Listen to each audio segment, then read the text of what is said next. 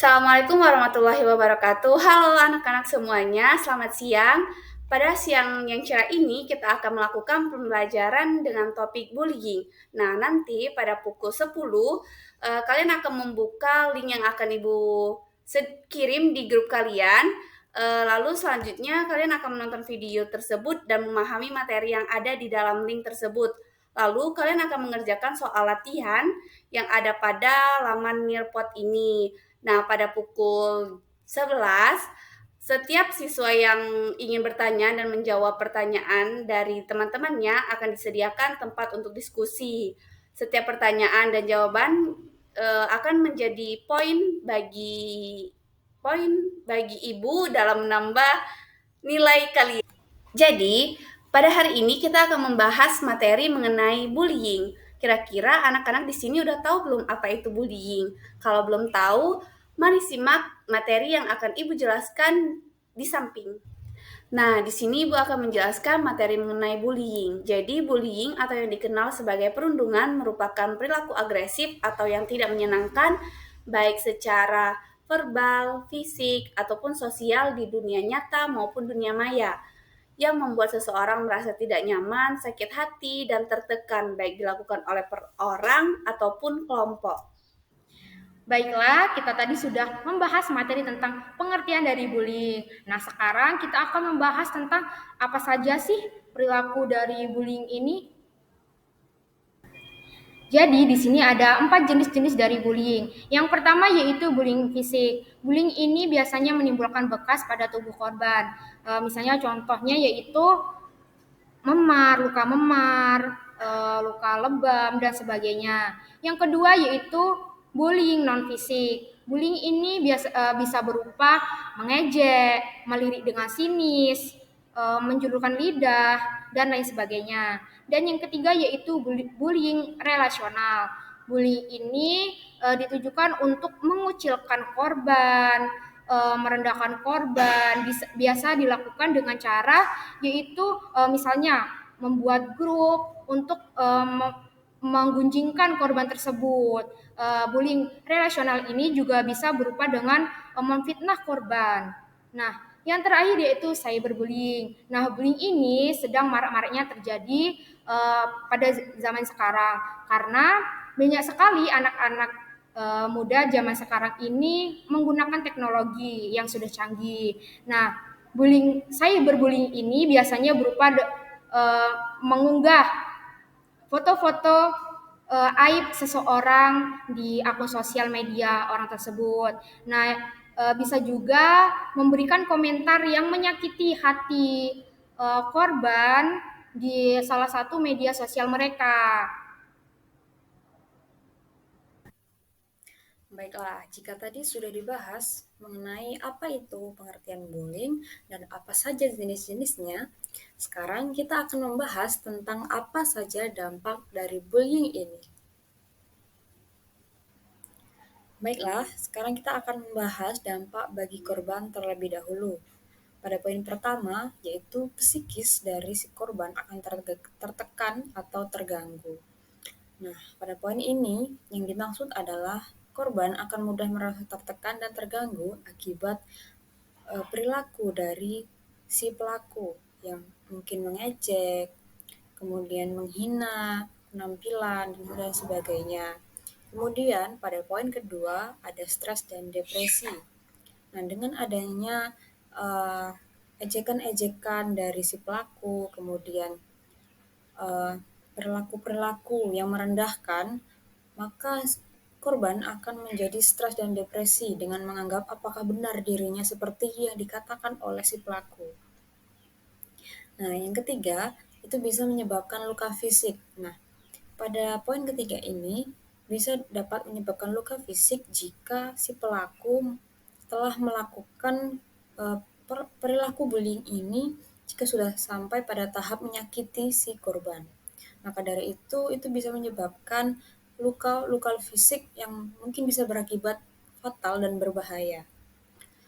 Kemudian yang keempat, ada pergaulan sosial yang terganggu.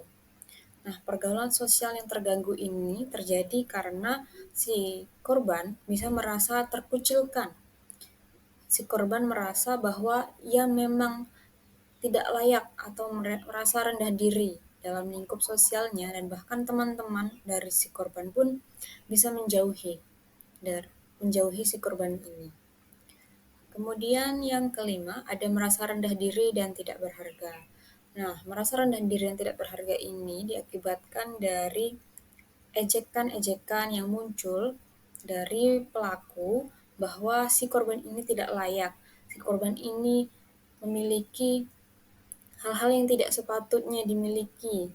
Padahal si korban ini hanya menerima atau menganggap bahwa dirinya tidak layak ini hanya karena kata-kata dari si pelaku. Kemudian yang keenam, ada prestasi akademik menurun. Nah, di sini prestasi akademik menurun itu disebabkan karena faktor-faktor di atas, seperti merasa rendah diri dan tidak berharga, sehingga ia tidak memiliki motivasi lagi dalam belajar.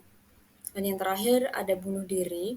Di sini terjadi karena uh, si korban merasa stres, depresi, kemudian tertekan, dan bahkan ia merasa sangat tidak layak untuk hidup lagi, sehingga ia memutuskan untuk bunuh diri. Nah, selanjutnya kita akan membahas dampak bagi pelaku. Nah, pada poin pertama dijelaskan di sini cenderung bersikap agresif. Nah, biasanya perilaku dari si pelaku akan bersikap secara agresif. Nah, agresif di sini misalnya seperti bereaksi berlebihan, seperti mengejek dengan cara yang tidak baik. Kemudian ia bersikap dengan sangat-sangat uh, berlebihan dan merugikan bagi si korban. Kemudian yang kedua, berwatak keras. Nah, berwatak keras ini bisa dipastikan bahwa si pelaku cenderung keras kepala ketika diingatkan bahwa perbuatannya ini tidak baik, tetapi tetap saja dilanjutkan. Nah, yang ketiga, yaitu ada mudah marah dan impulsif. Si pelaku pasti akan mudah marah dan impulsif. Jika dia merasa tidak puas dengan apa yang dia lakukan, dia akan mudah marah dan melampiaskannya kepada si korban, dan bertindak impulsif sesuai dengan apa yang ia rasakan tanpa memikirkan akibat dari perbuatannya ini.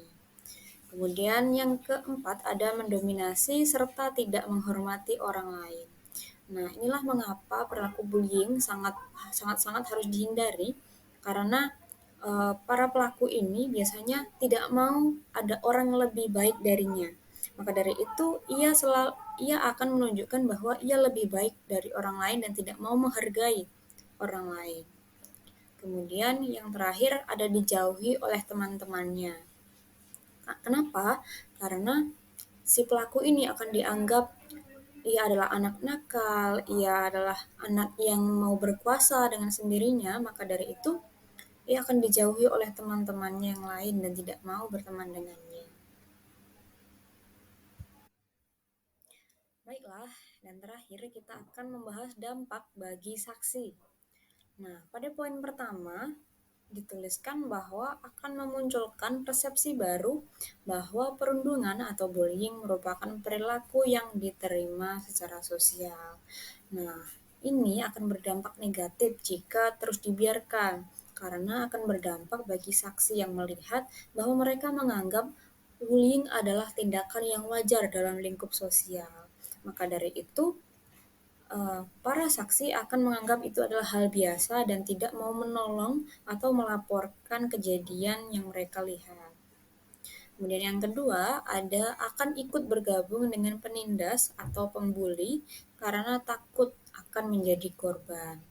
Nah, di sini dampak yang terjadi adalah dampak negatif di mana saksi akan ikut-ikutan menjadi pelaku bully karena takut menjadi korban dari si pelaku.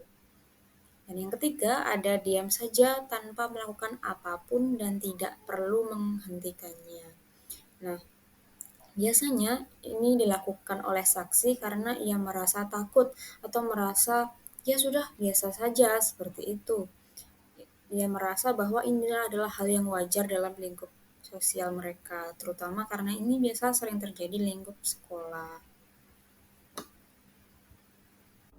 Baiklah, tadi udah dijelaskan apa sih dampak bullying. Nah, di sini Bapak akan menjelaskan cara mengatasi dan mencegah bullying. Nah, cara dan mengatasi bullying yang pertama ini, jadilah orang yang kedua, tidak perlu takut dan melawan ketika ada yang ingin mencoba membuli. Ketiga, ada melaporkan kejadian ini kepada orang tua, guru, wali, maupun konselor yang ada di sekolah. Itu bagi yang mengalami atau melihat tindakan bullying. Nah, yang terakhir ini ada memberikan dukungan atau bantuan terhadap teman yang mengalami tindakan bullying.